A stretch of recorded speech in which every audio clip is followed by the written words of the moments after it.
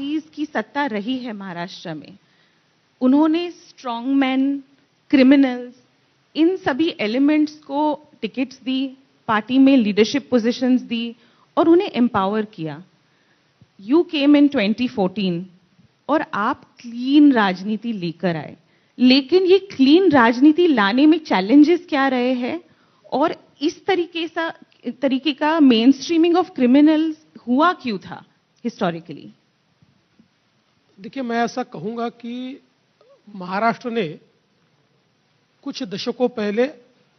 एक अपनी style of politics तैयार की, which was epitome of chronic capitalism. सत्ता से पैसा, पैसे से सत्ता, उन दोनों के भरोसे इंस्टीट्यूशंस, उन इंस्टीट्यूशन के भरोसे लोगों को एक प्रकार से अपने साथ जोड़ना और सरकारी पैसे पर अपने बड़े साम्राज्य को तैयार करना,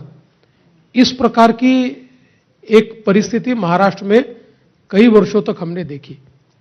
और आप अगर महाराष्ट्र की राजनीति को महाराष्ट्र बनने के बाद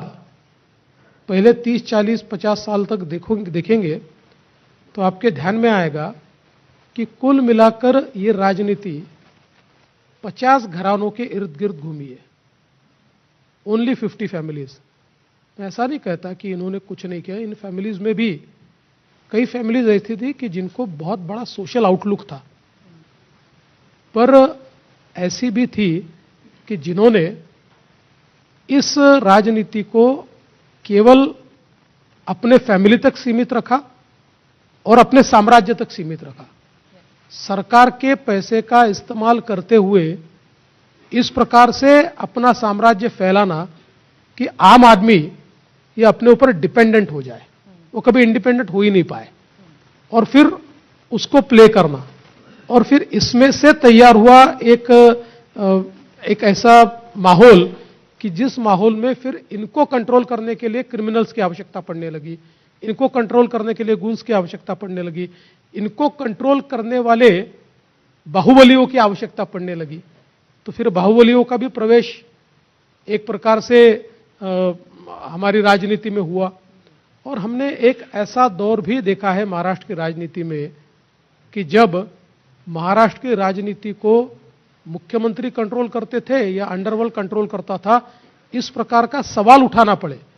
ऐसे भी महाराष्ट्र की राजनीति हमने देखी है। लेकिन मुझे इस बात की खुशी है कि प्रधानमंत्री मोदी जी ने 2014 के बाद महाराष्ट्र की राजनीति का और देश की राजनीति का पूरा मुख मोड़ दिया है। एक प्रकार से ये जो सारी व्यवस्था खड़ी थी, इस व्यवस्था को तहस नहस करने का काम जो एक